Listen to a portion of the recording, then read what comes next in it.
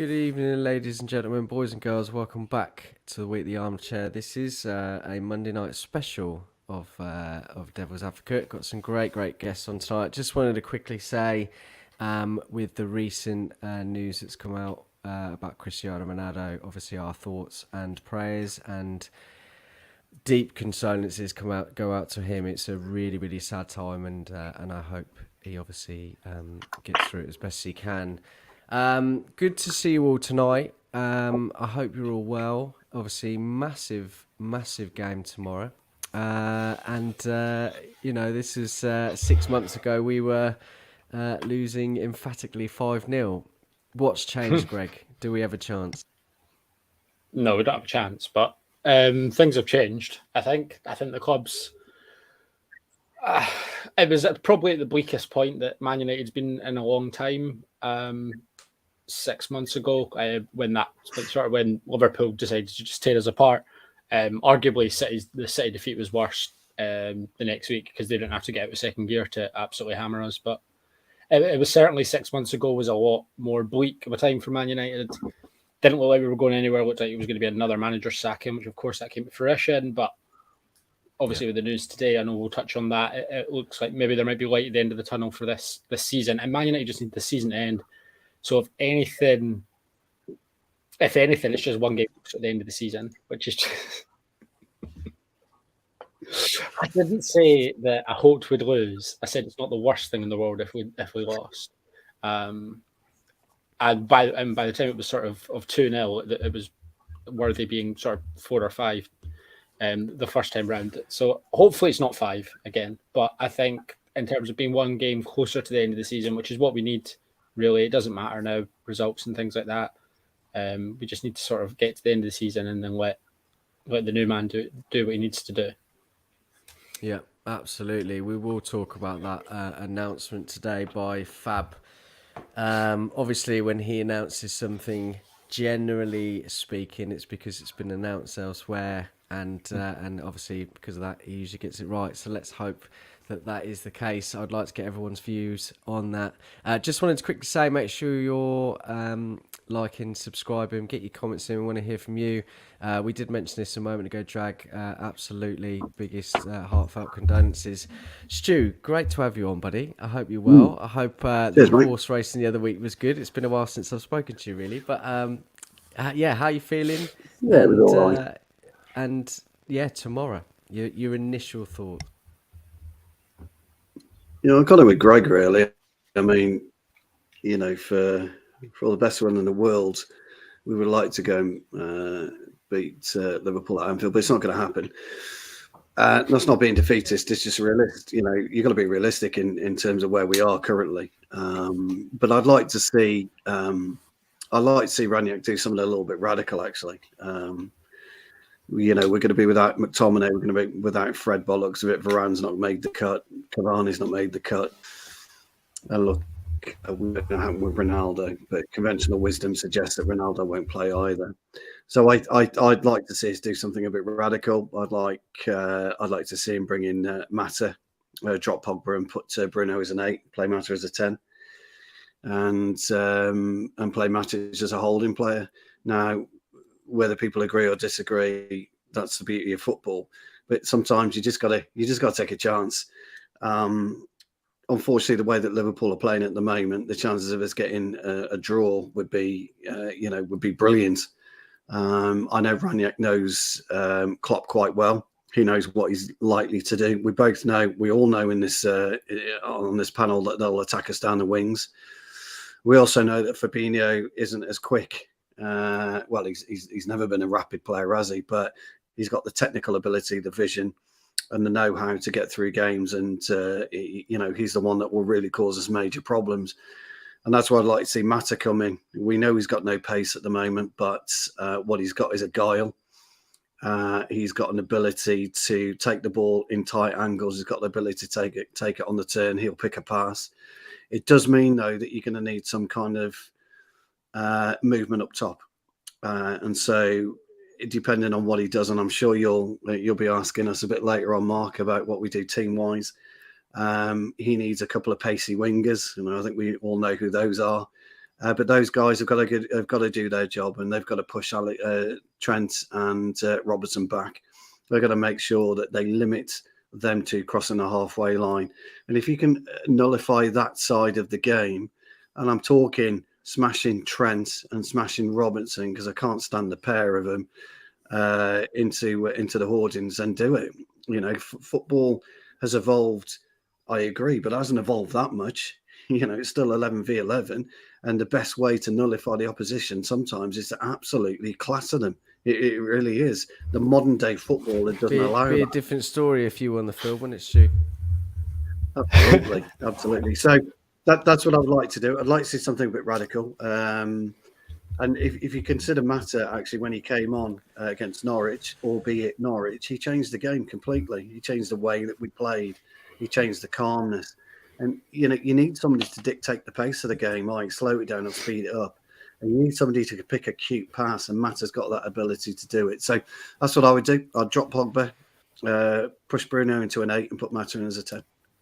Yeah, I think you're absolutely spot on there. And I think too many people have written Mata off too often, actually. And I understand why. Obviously he's aging a little bit, not as pacey as he once was. But he does bring that extra bit of technical ability, which I think a lot of our team lacks. We have a lot of players with a lot of bullish nature about them, ones that can play long, better balls, but Mata has that ability to play more acute. And I think he absolutely opened them up and really helped us. Could be a very good shout for another game, but can you play 2 within a few days? That's the only thing, isn't it? Struan, great to have you on, buddy. Really good to see you, mate. I know it's been a little while since we were saying backstage, but I hope you're well. And how are you feeling tomorrow? I'm not as nervous as I probably should be. I think that's the pessimist in me expecting the result I think a lot of United fans are expecting. I love the Juan Mata shout. I would love another Juan Field, to be honest. I mean, I don't know if it could be the same, but I'd absolutely love him to come back in. I feel he's one of those players that whenever you talk about, if you look at the current crop of United players, who's the most likely to be a manager, who's the most technical, Juan Mata's name always gets brought up, who's going to be in a coaching role. And I think that's something I've always wanted him to do when he does eventually retire from his playing career. I was hoping he'd stay at United a bit longer to sort of become a coach, but I think he's going to move on to back to Spain or something, because he's still got a few years left. But yeah, I'd like to see him in that midfield, and I'd love to just see how that would work with Matic and Bruno, because as we've said, we are missing a lot of players coming into tomorrow. I know McFred get a lot of slagging off, but I'd put them in this game, to be honest. I do like them at times. Varane's out, Cavani's out. It's going to be a tough one player-wise tomorrow. But yeah, I'm not as nervous as I should be. I was thinking coming into this, the reverse fixture, the 5-0, I don't know if that would be the point looking back on this season where we knew it was going to be a bad season, if that was the sort of the reality check of what was going to happen, with Ollie, etc., and going on from there. Wolves for me that's when I gave the up. 1-0, yeah. Yeah, that's when I gave was a bad one. When my reaction to the goal wasn't, it was how have we scored? And then from then I gave up. I didn't celebrate a goal after that until sort of... Oh, the Wolves one we won. Yeah, the Wolves one that we won. Because we didn't do anything. We walked around a really poor Wolves team for 90 minutes and then scored a goal out of a double deflection that went in off the keeper. That was that was the time when I was like, this is going to be bad. I didn't think it would get as bad as it did. Watford I didn't think we could get much lower than Watford. I'm sure Man United will prove us wrong at some point that we can get lower than getting hammered by Watford. Well, let's not hope now. Hopefully, with the new man coming in at the end of the season, we don't want to see that again. But go on. Oh God, we're always capable of dropping an absolute stinker against a team that we did it against Cardiff and Huddersfield a couple of years ago as well. If for no reason, just gave up as a kind word. Yeah, that's fair. Yeah, big game tomorrow. I mean, if you can take anything from it, and I know Stu won't really, but I'd like to obviously impede them with those 3 points to, unfortunately, hand it to Man City or at least help them. But I wouldn't be able to bear seeing them win another one. But then again, they won one 2 years ago. What's another one now? Do you know what I mean? We've got to focus on ourselves. But yeah, mental tomorrow. My best mate, he's a Liverpool fan. And I can't stand him at the minute. The conversations we have, you can imagine exactly what it is. Always going into Man United, they were terrible, this, that, and the other. The usual talks, and I'm a little bit concerned tomorrow for sure. Back four tomorrow. Keane, I think, mentioned in the comments maybe a back three. Greg, what would you like to see tomorrow, and perhaps the personnel as well? I'd like to see Maguire not play, but it's not going to happen. I do think there has to be some sort of repercussions for being as poor as you have been, and for kicking one of your best players in the head. But yeah, I just think that I'd love to see Maguire not play, but it's just not going to happen. So I'd quite like to just stick with the back four. I don't see the point in setting with a back five and inviting more pressure on.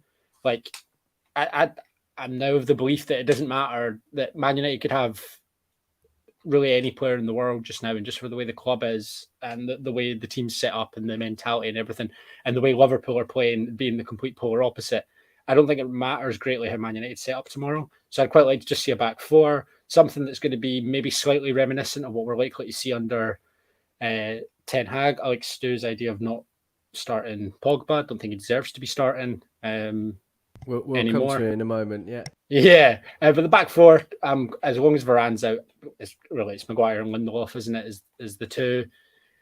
Probably want to stick with Wan-Bissaka over Dalot just for that little bit more defensive stability. If Wan-Bissaka's fit, I'm not sure. I didn't see who was fit and who wasn't.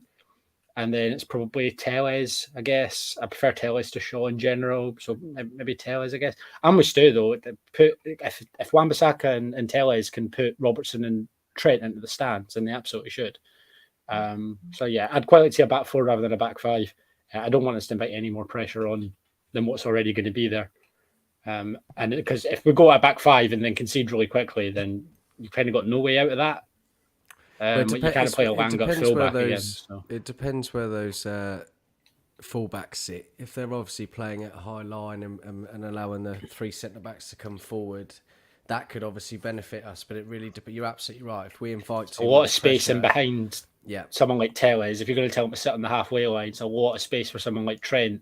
And the minute he's in sort of in behind with Maguire or Lindelof in front of him, he's going to rip past them, or there'll be defensive issues. And we already know our midfield doesn't track back particularly well.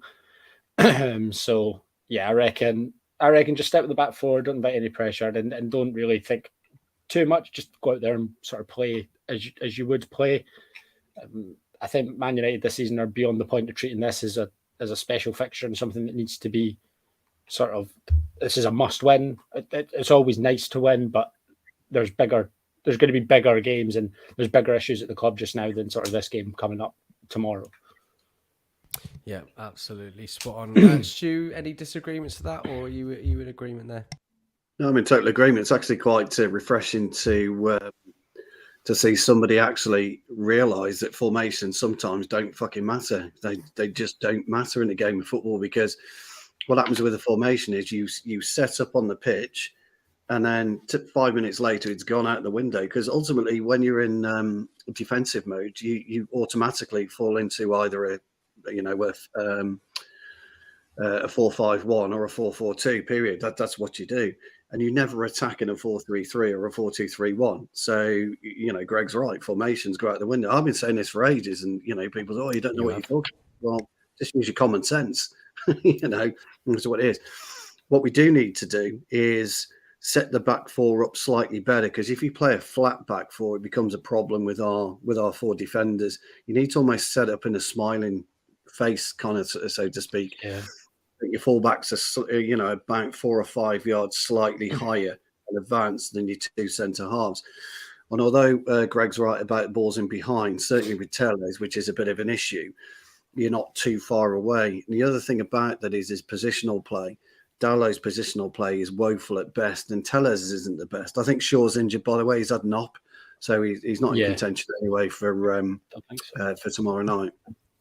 Yeah. And what's been happening with the centre halves at the minute is, and you look, the first goal that we conceded against Norwich is a typical example of not pushing a player who's on the actual touchline into row Z, because if you remember, and I can't remember who the Norwich player was, Dalot was squared up on him. Dalot gave him 3 yards, and those 3 yards enabled him to jink past him, pop the ball in. But at that time, before he's popped the ball in, Maguire's had to come out to cover the space, because if Maguire doesn't cover the space, you got about 12 yards worth of travelling time for the players to get into it. So it's a big issue. And a lot of our centre-half players really been disrupted by our fullbacks being completely out of position. Couple that with our friend De Gea, who's just about starting to come off his line, but not brilliantly. He kind of stays in. He posted a video one today, and it was just him like literally just coming out of the box. Yeah. So it was like, I was like, right, that's clutching at straws. It's almost like he's making a point, isn't it? Like, look, I do come out sometimes. No, you don't. Occasionally. But that's been our biggest problem defensively, is the travelling distance and behind. So I want to see Wan-Bissaka play over Dalot anyway, because Wan-Bissaka's got the ability to stop Robertson. The problem with Robertson is he's a dirty swine, which I quite like. Don't get me wrong. I mean, he's not a bad player. Yeah, he's a dirty swine. But Wan-Bissaka's a great tackler. He's not great going forward. So whoever plays in front of him, the communication's got to be spot on. I need you back 10 yards. I need you forward 10 yards. It's not difficult in a game of football. You should be talking and talking and talking.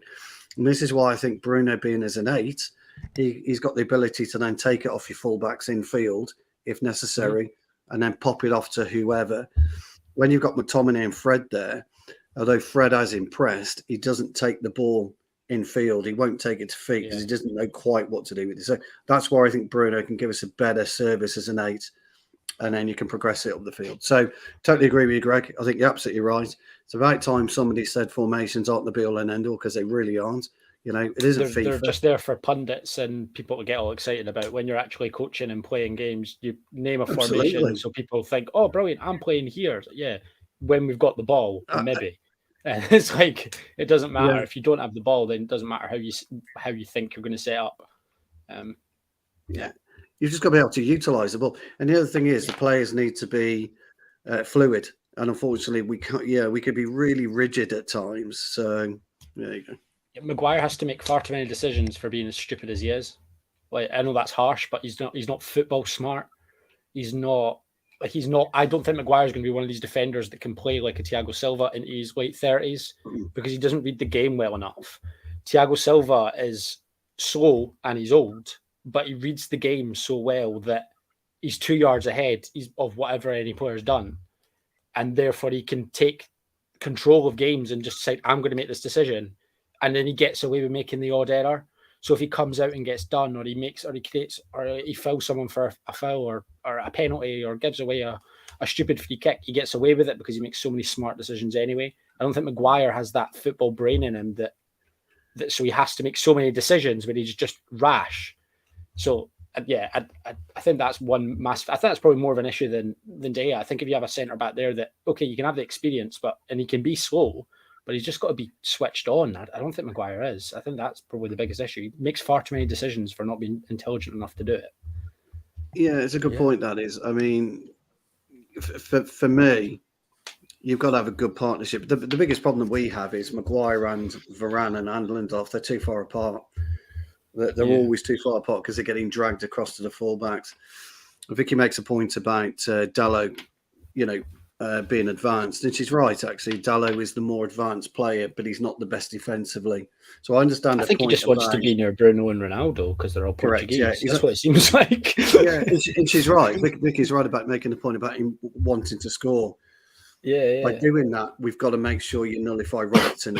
That's your only problem with that. If you can nullify Robertson, play Dalot, but defensively, his positional sense is woeful at best. Yeah.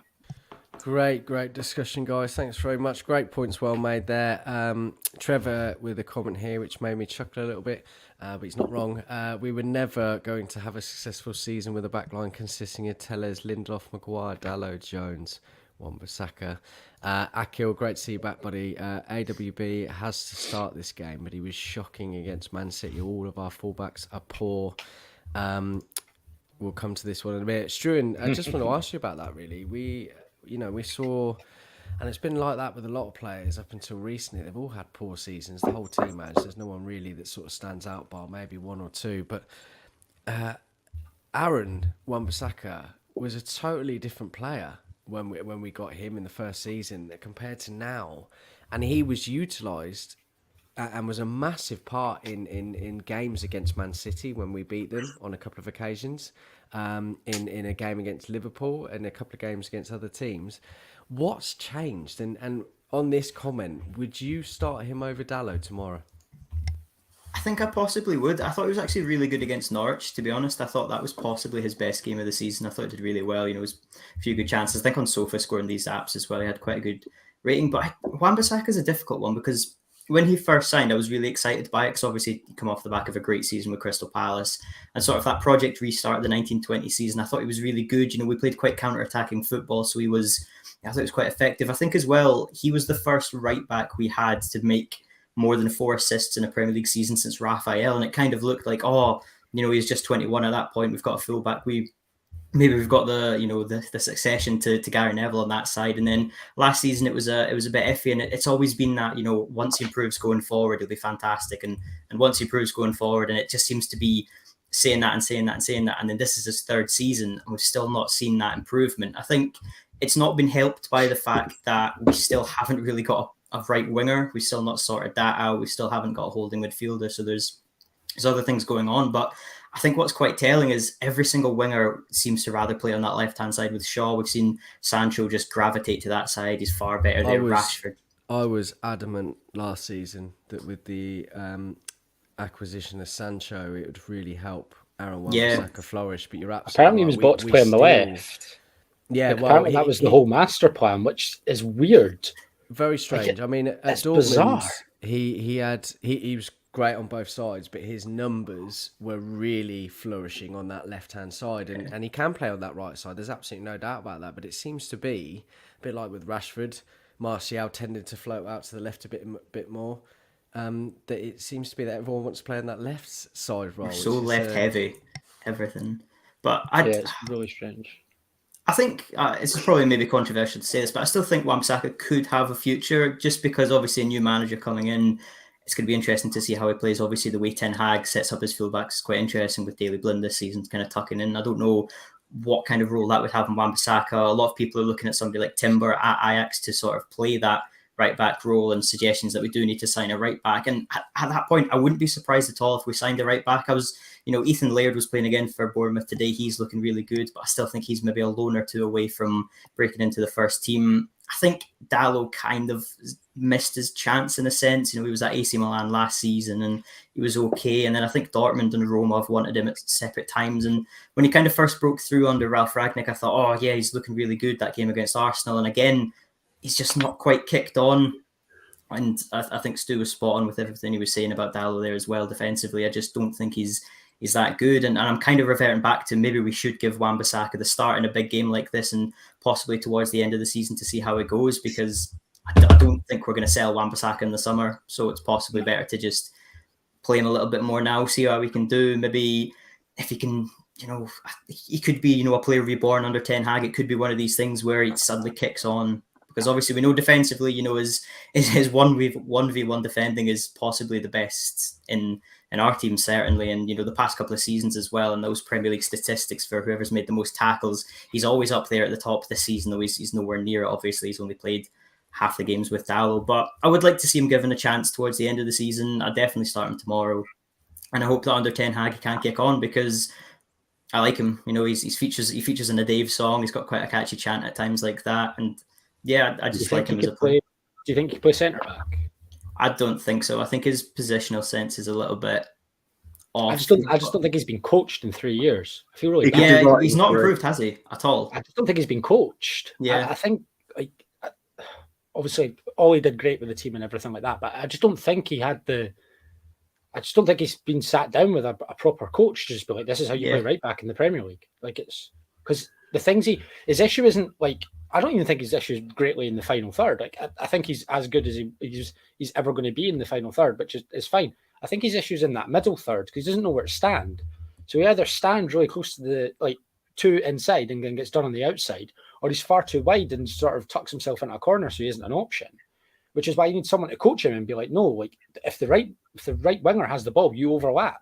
Like that's all you do. That's all Gary Neville did for a career, was he overlapped and was brilliant. Okay, he didn't have great end product. He didn't get loads of assists. He's not a Trent Alexander-Arnold type, but literally just overlap your man and put the cross in. I think where Wan-Bissaka stagnates is when we're passing the ball about and it takes us 25 minutes to break down Newcastle. He touches the ball twice and then but just stands still and doesn't go anywhere. I would like to see him as a centre back just to see what it's like, just to see with his tackling ability, how will he, because he reads the game so well. Maybe not positionally, but when there's someone approaching him with the ball, I think he reads it so well. I actually I had this conversation. Sorry to interrupt, Greg. Just very quickly, I had this conversation with someone about a year and a half ago, and actually, what you found at that point when Aaron Wan-Bissaka was obviously in form, he was overcompensating for that right centre back. Typically Lindelof at the time. Lindelof would find himself sort of out of position a little bit, and Aaron Wan-Bissaka would be coming in, and it would be causing problems. That's not his fault. He was compensating for it, but it was creating that issue. But go on, sorry. But that's because I was about to say that's because Aaron Wan-Bissaka was out of position himself. See, Greg's right. Actually, the ideal starting position of a fullback is halfway between the 18-yard box and the throwing line, whatever it is. What do they call it? Throwing line. Anyway, yeah. No, it's not the byline. It's the touch line. Touch line. Yeah, touch line. Yeah, behind the goal, isn't it? Yeah. Anyway, and your ideal starting position is right in the middle, and that's exactly where. And that's for two reasons: A, you can then stop the player cutting across you. You can get across him, and B, it enables you to show him down the wing, which is ultimately where you want to show him, and you can squeeze him into the corner. That's where you want to be. Because he's overcompensating for Lindelof, it's because he's completely out of position in the first place. Now, what astonishes me, I'll take your body back, coaching, Greg, but what astonishes me is how a professional footballer can't fucking work that out for himself. It isn't rocket science.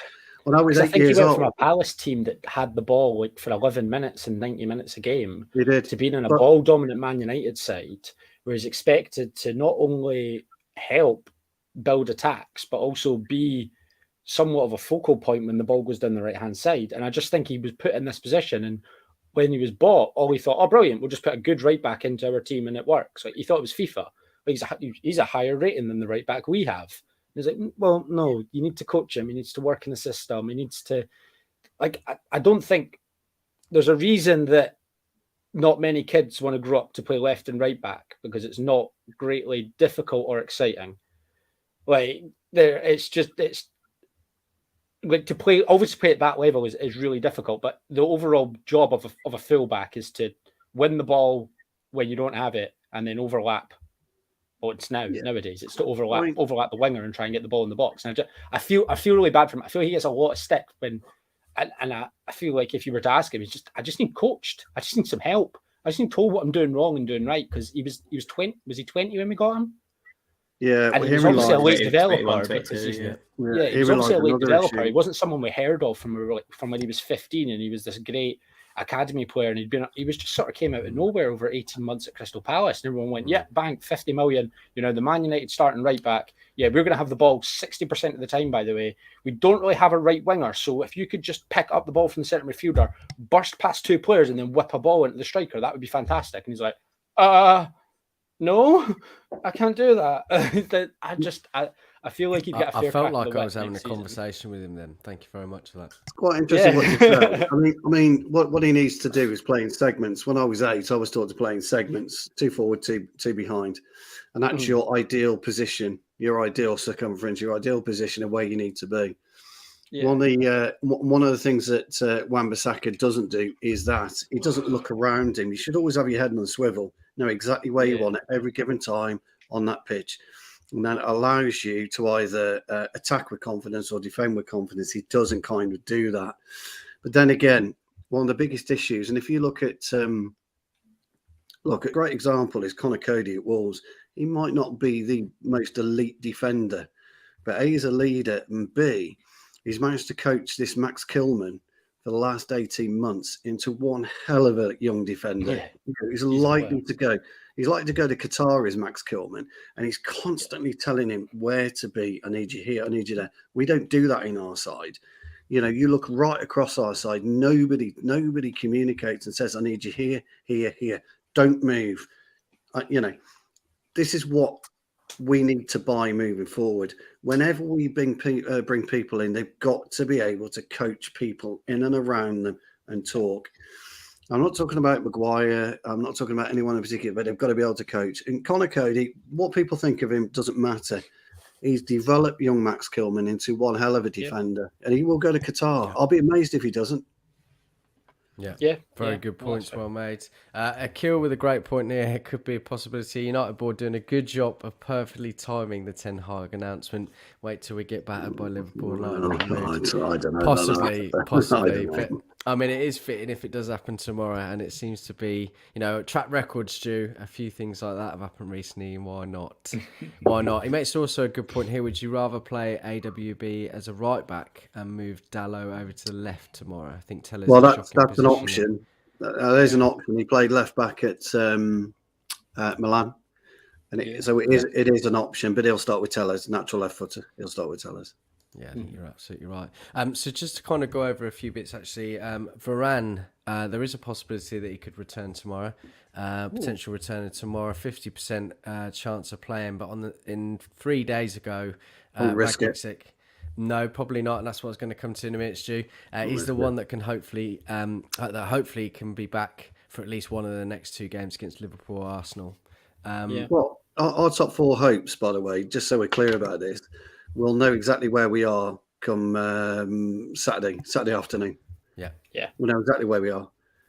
Because if we don't get a result at Arsenal, if we get a result at Liverpool, it's an irrelevance if we don't get a result at Arsenal. So really, the Arsenal game, come Saturday afternoon, we'll know exactly where we are in terms of top 4. Yeah, absolutely right. So obviously Luke Shaw's ruled out tomorrow. We're in agreement. Maguire, Lindelof tomorrow. And just quickly, Greg, who's your right back? I'd put Wan-Bissaka. Struan? Yeah, I'd put Wan-Bissaka as well. Yeah, me too. All right. Yeah, clean sweep. Tempted to say Elanga after Ragnick pointed it out in the last game, but it's not going to get this far. Shocking. I couldn't believe that when he put him at full-back. Do you know when somebody suggested a back 3 earlier on, my brain instantly went to, I wonder if Elanga would play as a right wing back in that sort of scenario, and then I just stopped thinking about that at that point. Yeah, it's like, no, stop yourself. Yeah, he's convinced you. He's convinced you that's a normal way to play football. Just to throw as many forwards on as a pitch, but if you concede, you're a bit knackered because there's no way for you to. Absolutely. Right, so the midfield conundrum, and we're going to move on to Paul Pogba, actually. Lots of talk about him over the last couple of days. I know on many, many occasions we've all had numerous conversations about him, what's going to happen. Is he going to sign a new contract? Is he gone? Should he play?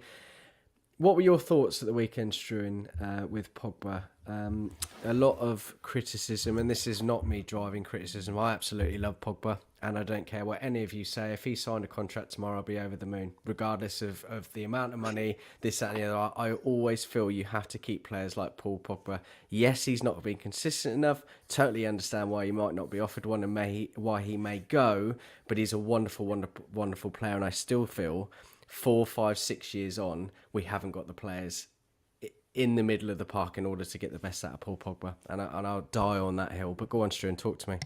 I really like Pogba as well, to be honest. I think he's fantastic. But I don't think I'd start him tomorrow. I've kind of got that in my head now that we have 4, 5, 6 players leaving this summer, at least 4 of them on a free.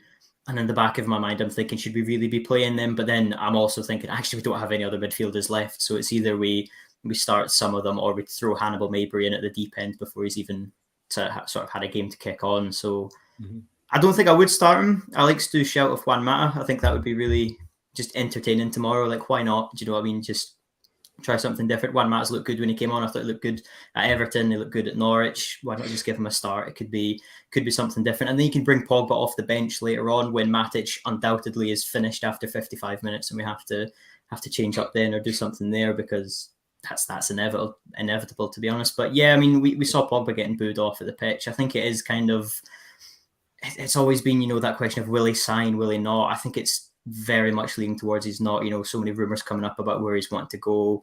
I think there's been a contract offer on the table since the start of the season for him, which is, ludicrous amounts of money. I think we put him up to being one of the highest in the team. And I think a lot of people would argue he's not worth that. Obviously, with Ten Hag coming in, we don't know how that midfield's going to set up. We know we need a holding midfielder badly. Probably need 2 of them, to be honest. Would losing Pogba possibly give the club incentive to actually go and sign more than one midfielder this summer? If that's the case, I'd almost come to terms with it, be okay with it in that sense. But yeah, I think he's going. I really like Pogba. I think he's a really good player. And I think if he goes to PSG, back to Juventus, Real Madrid, wherever he goes, he's 29. It's kind of when Zidane went to Real Madrid. I think he can still have a few massive years and can tear it up. Especially, you look at that Real Madrid midfield, it's starting to look pretty good again. He'd probably thrive there. So yeah, I hope he does have a good career, but I think his time at United is over. I think, we look back to the 5-0, he came on. Did he come on at half-time before he got sent off? He was only on the pitch briefly. Yeah. I can't remember if he came on at half-time or shortly after. Shortly after, I think it was. Shortly after, yeah. And he got sent off. And again, that's just kind of like sums up this season. Obviously, you go back to the Leeds game where he got 4 assists. It was incredible. I think he's up to 9 now. We're winning the league. Yeah, we were. We're winning the league that day. Bruno got a hat-trick. Varane got announced at half-time. Take me back to that day, man, honestly. Yeah.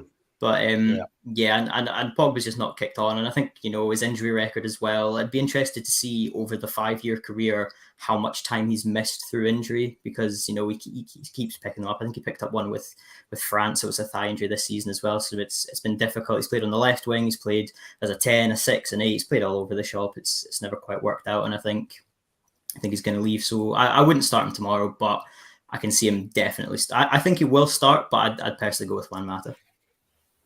Yeah, I absolutely wholeheartedly agree with you. Absolutely agree with everything you said. Greg, I know that you and I have had many conversations about this man, and but what are you sharing the same thoughts as Struan, or does it differ somewhat? No, I wouldn't play him. I wouldn't play him for the rest of the season. I'd make him sit on the bench. I'd make him trade on his own. He doesn't want to be there. He made it clear he doesn't want to be there. He got offered a massive money contract and decided not to sign it. Paul Pogba was a Man United legend between his left ear and his right ear, and that's the only time he'll ever be a Man United legend. He thinks he doesn't merit the money that he wants playing the way that he plays, and Man United will be a better club off the field without Paul Pogba, and arguably they'll be a better club on the field as well, because I think that he's absolutely chucked it. Certainly this season, certainly post New Year. I don't think he's done particularly well at all, really. I don't think you can pick out a time in his Man United career where sort of a span of sort of more than a few months he's been the player that we paid all that money for. He came in as the world's most expensive player, was on a lot of money, playing at the club that he said he came home to, and he's not shown it at all. He doesn't want to be there, so I'm not interested. Like, he's a great player for France. That's amazing. He doesn't get paid £300,000 a week to play for France. He gets paid to play for Man United and doesn't want to do it. And constantly I know there's a lot of negative press on him about him being one of these dressing room guys that causes unrest. Those reports don't come from nothing. Like, these things that are given to journalists are by people in the know. They're by people in the dressing room at Man United over the last little while, when there's arguments and when things are going awry. And any player that, and if they are involved in that, and Paul Pogba's name always seems to be brought up, then there's going to be something to it. I think his agent massages his ego, so he thinks he's a lot better than he is. But to what Struan was saying, he averages missing 14 games a season, league games a season for Man United, and he wants £500,000 a week to play 24 games and maybe get 4 assists or 10, maybe 10 assists, and then walk about the pitch. Like, I don't think on Saturday he had a particularly bad game, but he's never been the Paul Pogba that we signed. He's never been the Juventus Paul Pogba. He's never been the France World Cup winner Paul Pogba. But in his head, he is every day, and he's just not. And Man United need to get rid. And I really hope he doesn't sign that contract. But I really hope someone is stupid enough to offer him that amount of money, because that's where he'll go. It doesn't matter if Madrid offer him sort of 300k a week and we've offered him 450, he's signing, because that's what he's driven by. If he was driven by winning, he'd have left last year when he was getting linked to Real Madrid and could have left. But he saw a payday come this season. If he didn't sign the contract, they'd get a bigger fee because he's going to go for free. If he really cared about winning, he wouldn't have hung around with an interim manager twice, really. Like, there's things that top players do and top players show themselves in the field. And you've seen players like David De Gea, who's clearly a top player, a top professional. And you can see when Man United lose, it hurts.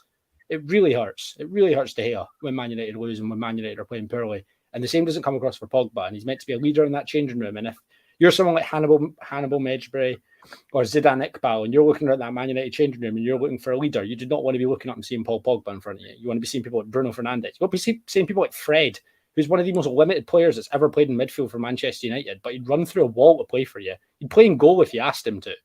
Like, that's the type of player that we need. We just don't need players like Paul Pogba anymore. We don't need these social media freaks that they get loads of interactions everywhere in the world, but crap. He's just not good enough for Man United on a consistent level. Great comment here, Greg. Tell us how you really feel, please, mate. No, listen, I don't disagree with you. I don't disagree with you at all. I struggle with it personally because I absolutely love the man. I know, obviously, and everybody knows what he's capable of. I'm desperate for him to just give us a run of games for a couple of seasons where everyone's like, "Oh, fucking hell, he's earned his money," and I just feel that I don't think he's had it easy to a certain extent when you play in six different positions under four different managers. It's going to be tough anyway. You know, you've been that one consistent in the midfield for a number of years now, and that makes it very difficult. But absolutely spot on, mate. I don't disagree with you. Stu, if we had a fully fit midfield tomorrow, fully fit, so McTominay, Fred, Mata even, Pogba, Van der Beek even, would Pogba get into that midfield three, whether you play it as a double pivot or a single? Well, no, you can't play Pogba and Fernandes in the same side and Bruno in the same side. You just can't do it. They're like two magnets. You know, people always ask the question, when you put two magnets together, are they wrong? Well, and herein lies the issue with Pogba and Bruno. The problem is it's not magnetism, it's ego. And they've both got the same ego. And you can't have two egos like that who both want to play a similar style of football in the same side. So it never would work with Pogba and Bruno for one. So you'd have to take one of them out of the equation. I've been saying it for months. But we did see that Bruno a couple of years ago, though, didn't we? After Project Restart, we had Matic sitting as the front man in the middle, and then they had the two of them. And they were but you've got a new Bruno. You got a new Bruno just come to the club, haven't you? Mm-hmm. Trent in the so he's no longer the new. You know, it's like going to a new school, isn't it? You're no longer the new school kid. You've got to, do 110%. I hate that phrase, by the way. Extra. You're not that type of thing. So. And then as time goes by, you then become a hindrance and a problem, because it's like I say, it's matter, isn't it? It's all about putting two people in the same hole, because that's what they want to do. Although Bruno's work ethic's better than Pogba, you need to allow Bruno to be the free flowing player, or you need to allow Pogba to be the free flowing player. You can't have two, and that's one of the reasons why we play Pogba out on the left occasionally, and you've had Fred and McTominay. You just need to take one of them out of the equation. That's all we've ever needed to do, and it would balance our midfield so much easier. For me, you don't play any of them anyway. Let's be honest. I don't like Matic. I don't rate McTominay. I don't rate Fred. You know all this, but you've got to look at what's the best balance. He said, if we had a fully fit midfield, we would still have no midfield. I've no midfield. It's right. Yeah. So you've got to go with the best balance, and the best balance for me is a holding player, a Matic, and ideally. And here's something, and we've never actually seen Van der Beek play properly for us. But in his Ajax days, he was an excellent six. He was a quality. Yeah, because what he did, don't forget, it's a different league. It really is a different league. But he's got that kind of ability to hold the ball, play with people around him, and play the space quite well. But it was never ever done. Nobody ever put him in a six. They wouldn't trust him for whatever reason. So forget that. So for me, all you can do right now is take Bright, put Bruno as an 8, give him that free role as an 8, play Mata as a 10, and play Matic. Or, I mean, crikey, people are saying bring Medjugorje in. I say no. It's too soon for him. He's a great footballer. He really is, but he's got to bulk up. He needs to bulk up in the summer. So you're limited in what you can do, really. And then you don't do something completely radical. But one of the things that absolutely pisses me off about the modern day footballer is they never look at their true value to the squad. They never look at their true value to the 11. And, if you're in a squad of players and you're playing at the elite level, and if you're not able, there's a good point you guys made about Wan-Bissaka going in at centre half. He could go he could play the right of a 3 quite comfortably, and he could learn his position. But there are so many players within our squad who could actually adapt into a good number 6 if they wanted to. It's a non-fashionable position. This is the problem. It's an ego thing. It is an ego thing. Yeah, Paul Pogba's perfectly good enough to play holding midfield, to play it as a 6 with Matic, but doesn't want to. Absolutely no problem. I started as a DM and then I pushed back to a centre half. So I understand the connection between the DM and the centre half, and it's just one of those really. So for me, there's only one option. As far as I'm concerned, there's only one option, and that is to go with Matic as a holding player, Bruno's the 8, and Mata as a 10. It's the only option for me. Yeah, I did see a comment earlier actually. Here you go. Do you think Rangnick was preserving Matic for the game by not starting him against Norwich, or was it a genuine underestimation of Norwich from his part? And I'll push that one to Struan. My initial reaction when I saw the lineup was that he was resting him for the Liverpool game. I think that is possibly what the plan was, because obviously I don't think Lingard, Bruno and Pogba as a midfield 3 would work against Liverpool. I think that would be disastrous. But yeah, I think that was the plan, and we kind of saw it in the Everton game. Matic just doesn't have the legs in him. We saw him get dispossessed early on in that, and I think he got subbed off around that sort of hour mark. That is kind of when he tends to almost just be done in games. So I think for this one, it's going to be difficult for him, and I think he had to save him for this, because obviously there's no Scott McTominay, there's no Fred. It's a difficult one, and I think it does come down to who do you play. I don't know if Fred or McTominay will be ready for the Arsenal game at the weekend, but you'd kind of want Matic to be ready for that one as well. It's difficult. It's funny we're talking about this because Jimmy Garner's just gotten another assist for Nottingham Forest against West Brom, so that's a positive sign for a good midfielder coming in hopefully soon. So I like Garner.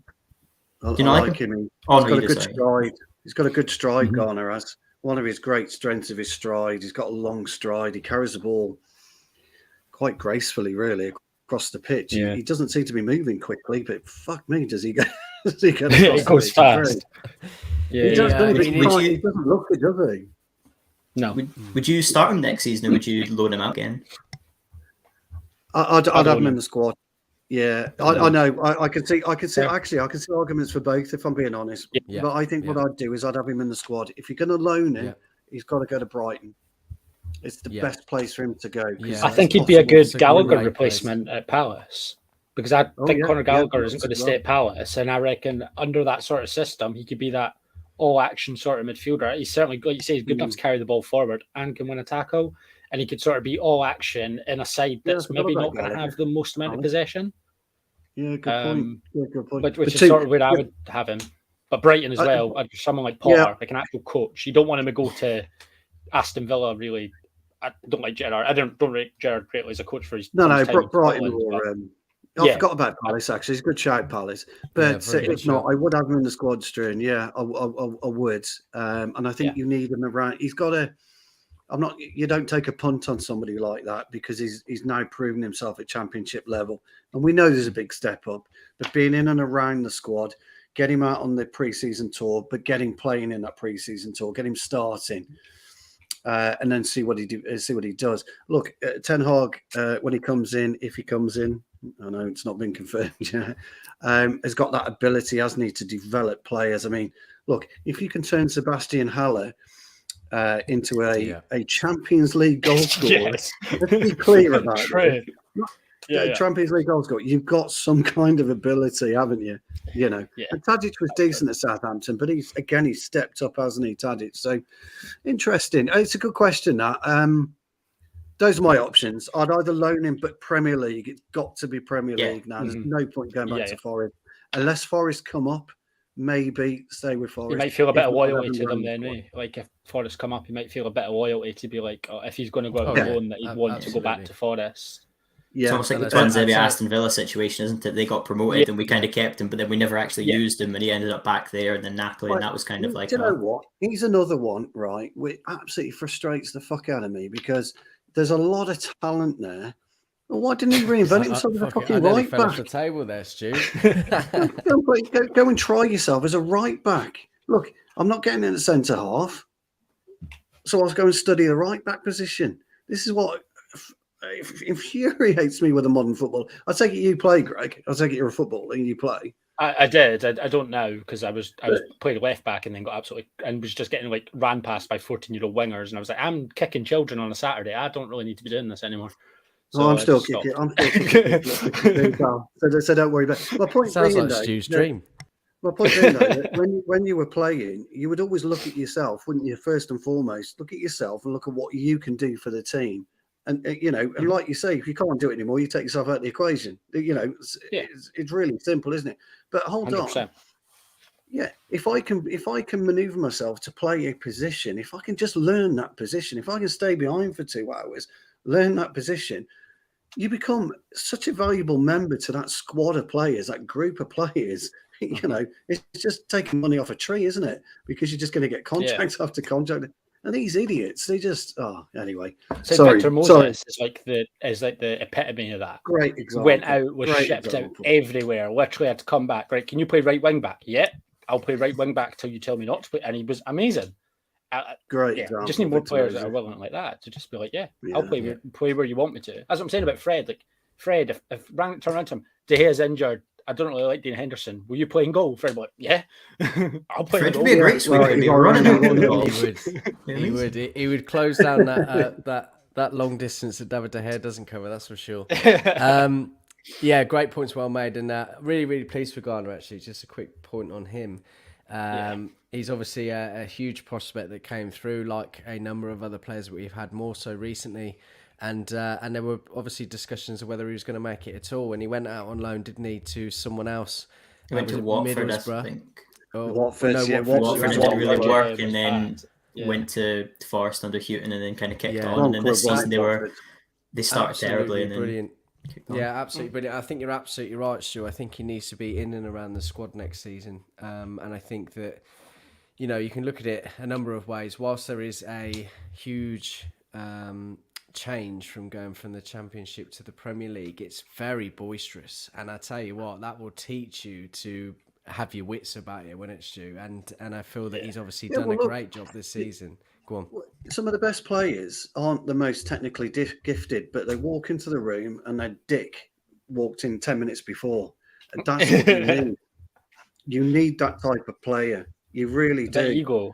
You do need a bit of ego to just be like, no, to push it the right way. And this is what Cantona brought in. As great a player as Cantona was, the influence he had on the club, the changing room, that type of thing is what you need. Unfortunately for Ronaldo, he's come into the completely wrong group of players to enable that to happen.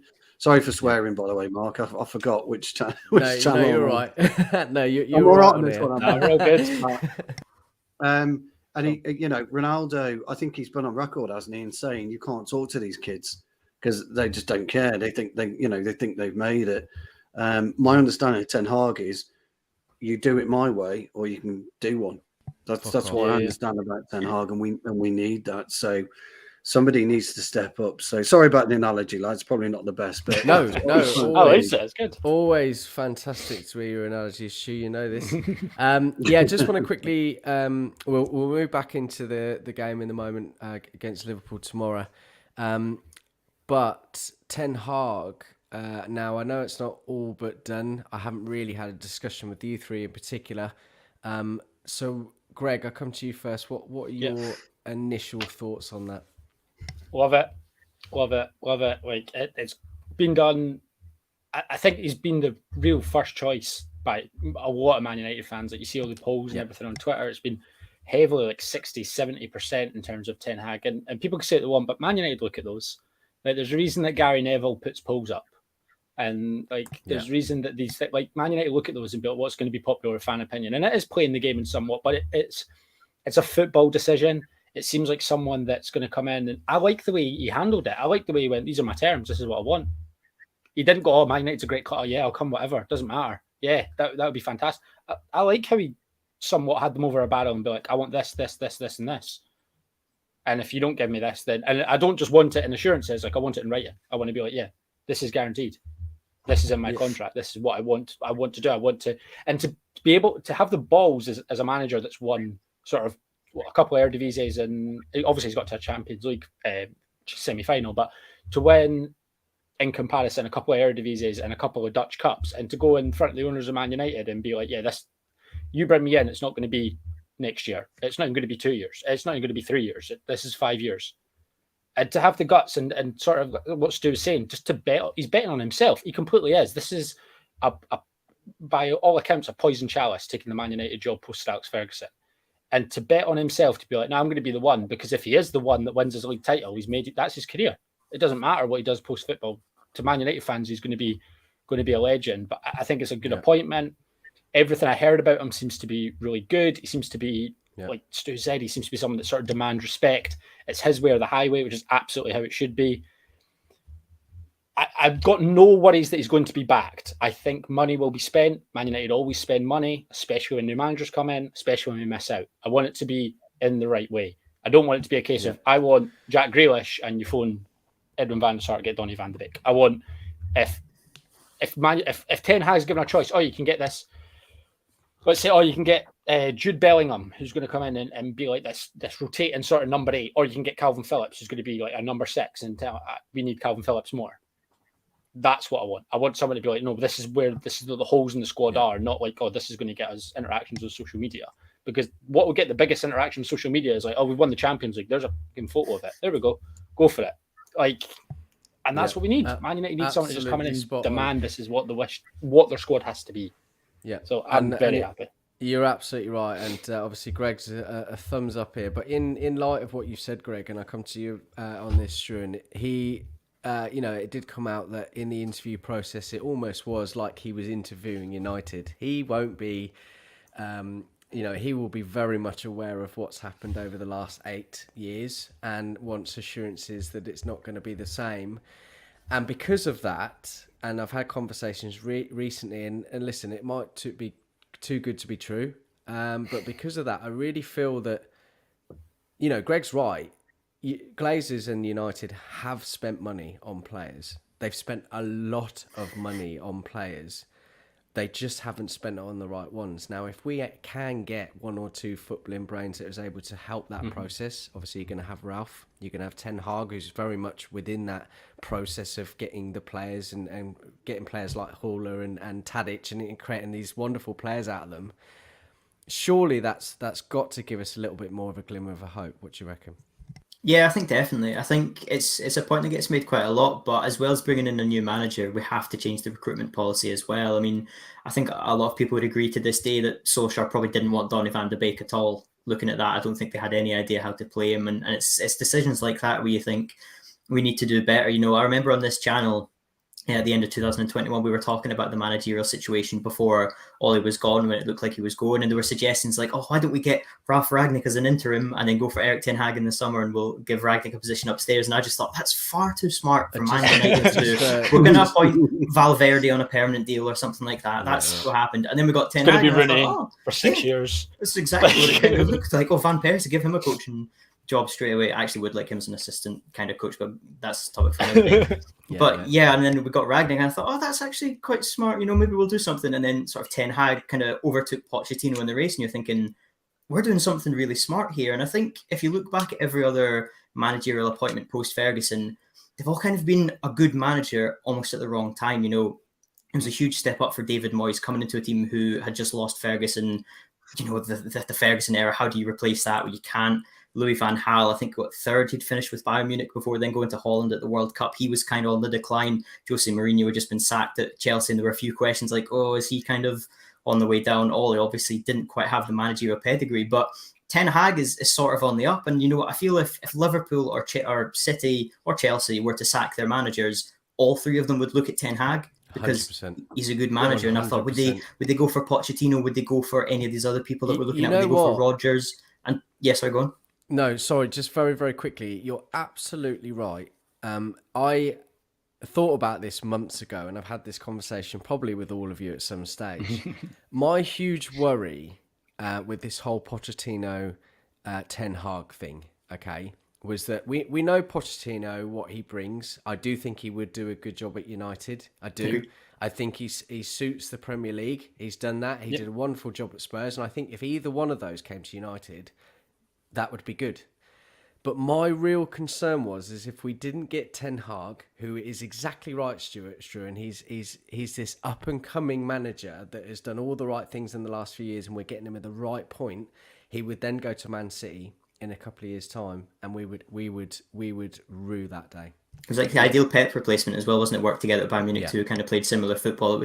To be honest, I kind of thought in the back of my mind when we'd started to talk about, could Ten Hag come to United, I thought he'll turn us down because his contract expires at the same time as Pep's. Why would you not choose Man City at the moment? And then this has happened, and you're thinking that's class. I should say on Pochettino as well. I've taken him. I think Pochettino is a really good manager. I think the sort of the counterbalance is that Ten Hag doesn't have that experience in the top leagues. He has been at Bayern Munich too, but he's not managed in any of the top 5. Poch has managed in 3 out of 5. So there's kind of that, the Premier League experience. A lot of ex-players like Rooney and Neville have made that point to say that Pochettino does have that experience. And maybe that's sort of almost a drawback to Ten Hag. But for me personally, there's too many good and exciting factors for Ten Hag to be completely dragged down by that he doesn't have that experience. I think there's far too much going for him. I know he's a bit older than Pochettino as well, but I feel he has a much brighter future than Pochettino potentially. I feel like, as we've all said, on himself. Like that's what he's doing. He's betting on himself. Yeah. He's being like, okay. So he probably knows he could manage like Man City. So I could wait a year and wait for a Man City job, or I could go to Man United, one of a ridiculously hard club to manage in recent years, and be the one to turn it around. And I like the cockiness to do that. Right? He's watched us this season and is still wanting to take the job. Yeah, exactly. He watched that game on Sunday and then still signed the contract on Monday. He saw the Everton game. Thought, exactly. He's seen our midfield and thinks, I can work with that. Why not? I think that's a very good point, actually. Yeah. I was about to say, the thing for me that just sways it, well, actually, I always wanted Ten Hag anyway. Mark will tell you from other conversations we've had, Ten Hag was my number one choice. And people were always asking me why Ten Hag over Pochettino. And it's a very close run thing, don't get me wrong. But the thing about Ten Hag is he's rebuilt a team. When you lose Donny van der Beek, you lose De Ligt, you lose Frankie de Jong, you lose Ziyech, 4 of his stalwart players for 2-3 seasons, it's a difficult rebuilding process. How do you replace those? And he's managed to do it. He's managed to do it, like we've said, by taking Haller, from West Ham. Jesus Christ. I mean, he couldn't even hop on one leg. He was that bad. But he's been fell off a camel. Exactly. Turn him into a goal scorer. And so you've got to look at a bit further apart. Pochettino's never, and I could be wrong here, but I don't think he's ever rebuilt a side to that extent. That I could be wrong. No, he's like building, but he's never had it taken away. Tottenham side, and when he kind of lost them, he never got it back. If you know what I mean, like once. Yeah, that's what I was thinking. So that was my main reason why he lost them. This was a big thing for me and Poch. Is the reason why he lost that Spurs dressing room and the club essentially was that he got to a Champions League final, did incredibly well, really. Okay, has also produced. Incredible players, for example, Harry Kane, and then wasn't backed in the summer.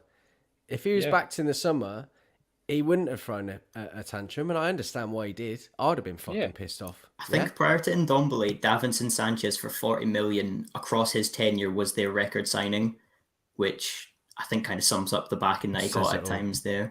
I just don't feel like you can judge someone on their time at PSG. Like that's That's Leonardo would be an unbelievable manager. If that's Leonardo playing Ultimate Team in real life, and he's just going to have it. If there's one team that actually eclipses United as a really poorly ran club, it would be PSG. Terrible. Yeah. It's not a Poch team. Like I feel like a lot of people, he lost in the Champions League to Real Madrid, and they bought. Yeah, but they effectively defend with 7 players every time they go forward. Like every time they're on the counter attack, they defend with 7 players, and it's just not a Poch team. I don't think he's had a Poch team since that Champions League season. And then if you look back in terms of the team before that, the Southampton team before that was a Poch team as well. So if he got to come into Man United, if that did happen and he got to build a Poch team, then I think we'd be really, really successful. Yeah. I think he's unfairly judged, and I think it's really hard, as we've shown.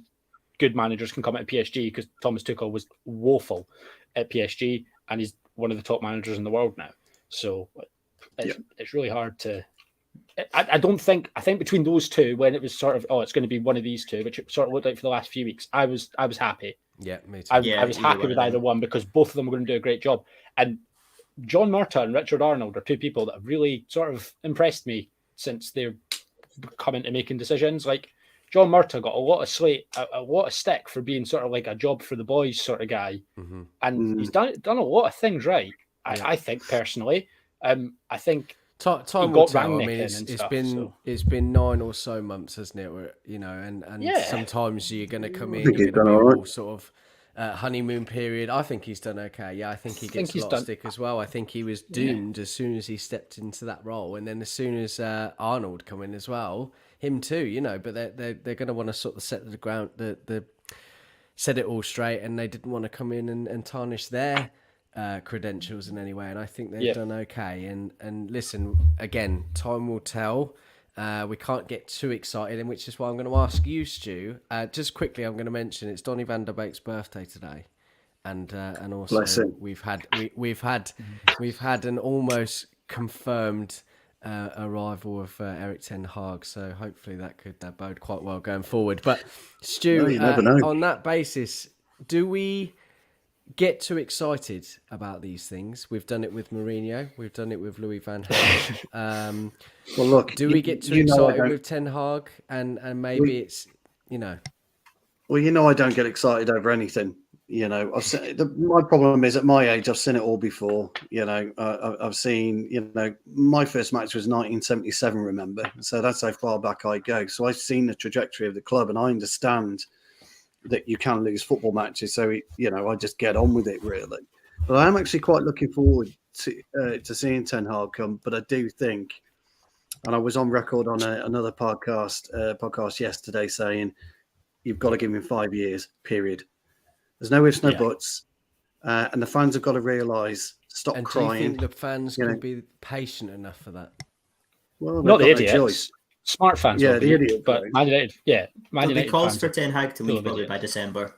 To be honest, of course there will. There was morons on Twitter saying he bottled a cup final yesterday. I mean, why do they do this? Written off before he signed the contract, Yeah, why do you do that? I mean, all it says to me is you don't know what you're talking about when it comes to football. No, you don't understand. You read scores and don't watch games. Absolutely. And that's the thing. And unfortunately, Ten Hag doesn't have a controller in his hand when he's on the touchline. This is what these idiots do. This is what these idiots do. And for me, I'm not gonna. You can't get giddy about stuff like this. It's just football's football. What you've got, providing he surrounds himself with the right people. And they won't like McLaren coming back, a lot of people, but you've got to understand what he offers as a coach, not as a manager. Just don't understand what he offers as a coach. And then Richard Arnold, he seems to be a bit of a smarter cookie. He's the one, by the way, that, don't forget, started to develop the commercial business of Manchester United. He's the one that was a brainchild, not Woodward. He came in as well and was like, I don't want to make football decisions. I'm going to get Ralph Rangnick and John Murtaugh to make my football decisions. Like, I will run the club. I will make, sort the money out. You are the footballing guys. And if we get that part right, which I think we will, I think we will, in 3 years' time, I predict we'll see some kind of results. You might see something next season. You might get a cup. Might win a cup. But real progress and being able to push forward is going to take at least 3 years, because I think he'll need 3 seasons to get exactly what he wants personnel wise to play his type of style. So am I excited? Yeah. The resources that United have, though, if they stick with any sort of system for 5 years, they will win something. Like Correct. If they were to stick with this, we have the most money. We will spend the most money. It doesn't matter. Like, with the amount of resources and things, and the pool that we have, even without being in Champions League, but we are Man United. Like, stick with one regime for 5 years. That's a proven regime elsewhere, and we will win something. It's just about having that patience to do it.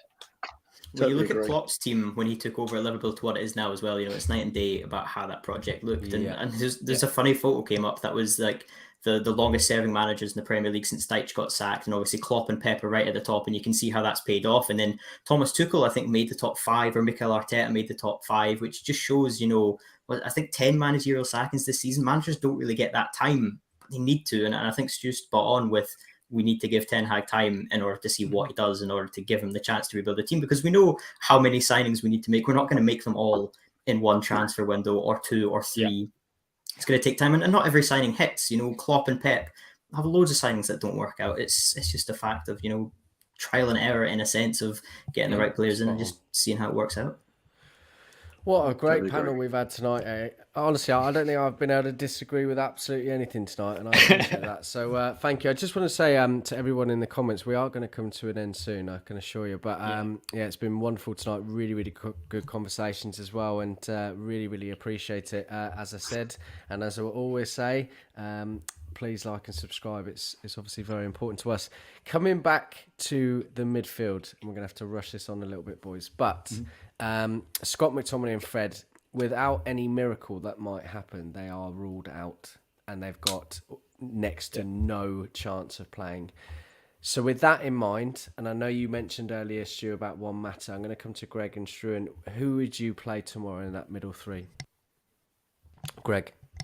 I'd probably play Mata. I was contemplating maybe playing Mata on the right to give Wan-Bissaka that bit of experience.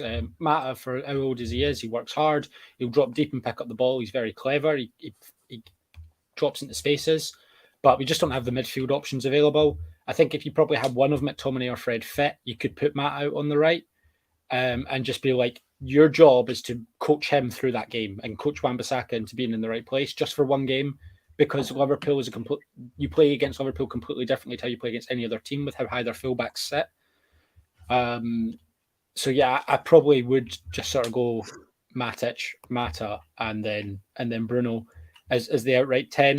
But if we did have the other options available, I would put Mata on the right and probably one of Fred or McTominay. But like you say, unless it's a minor medical overnight and suddenly they feel great, then it's not going to happen.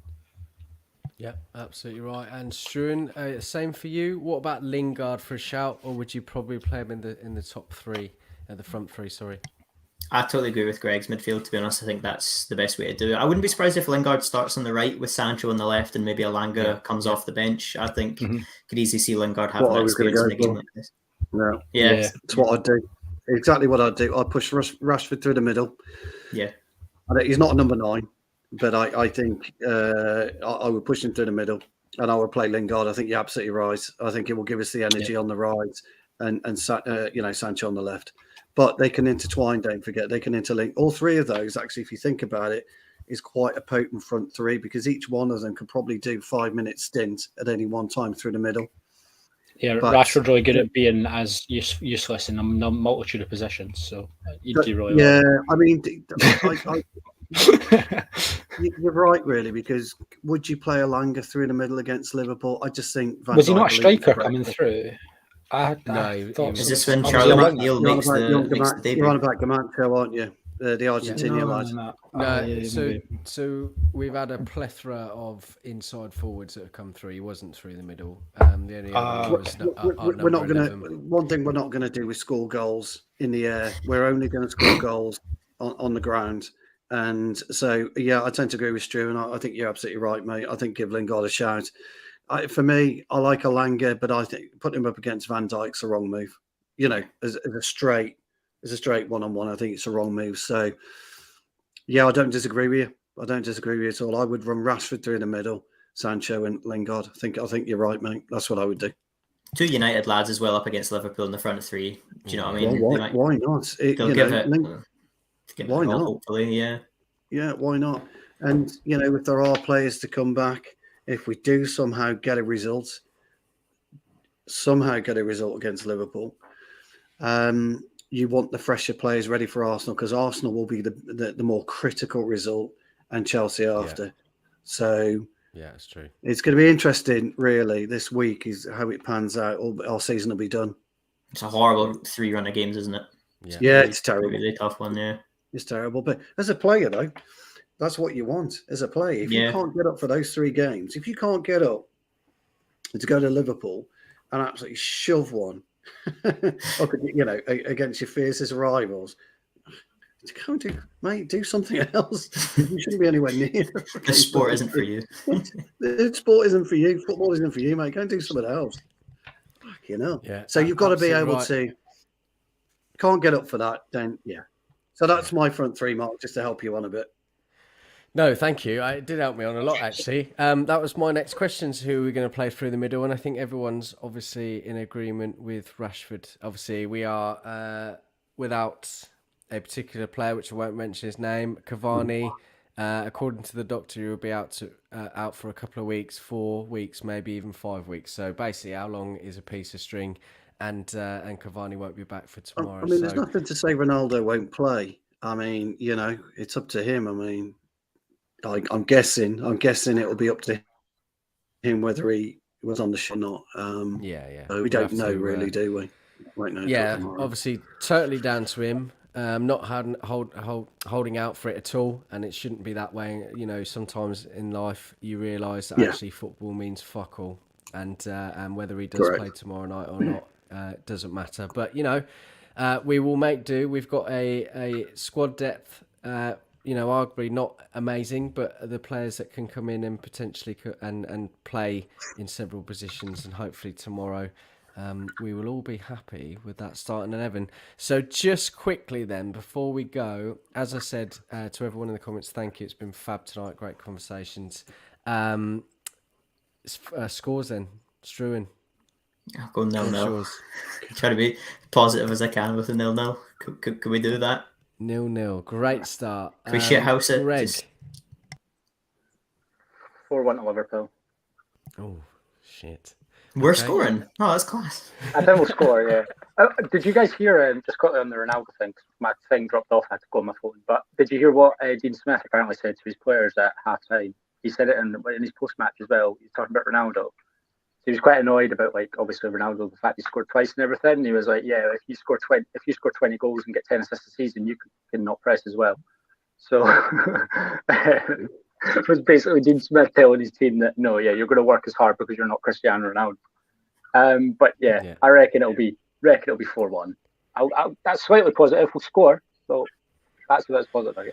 Doesn't sound very positive to me at all, Greg. But that's each to their own. Stu, what are you saying, buddy?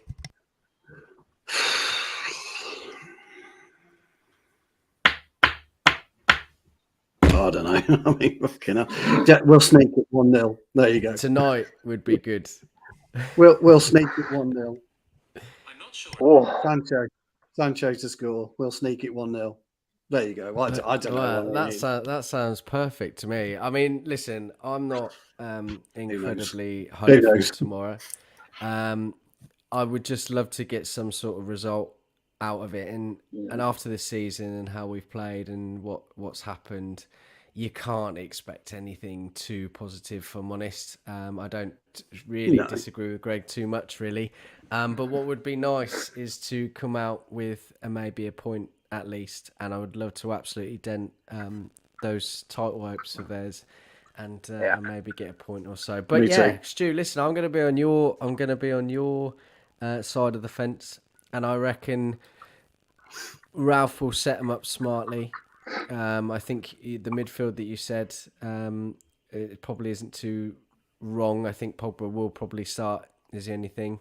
He probably will be. Yeah. And maybe if we can sneak a win or at least get a goal and draw, that would be ideal. But we'll see. But listen, as I said, great show tonight. Thank you so much, boys, for coming on. Really appreciate it. As enjoyed always, it. Thanks for everybody in the comments. Really, really good stuff.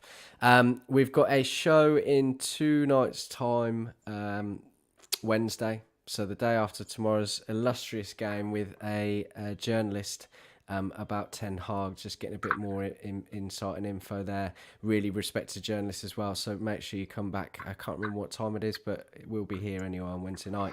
And as I said, tomorrow, obviously the big one.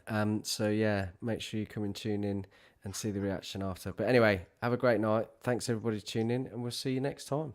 See you guys.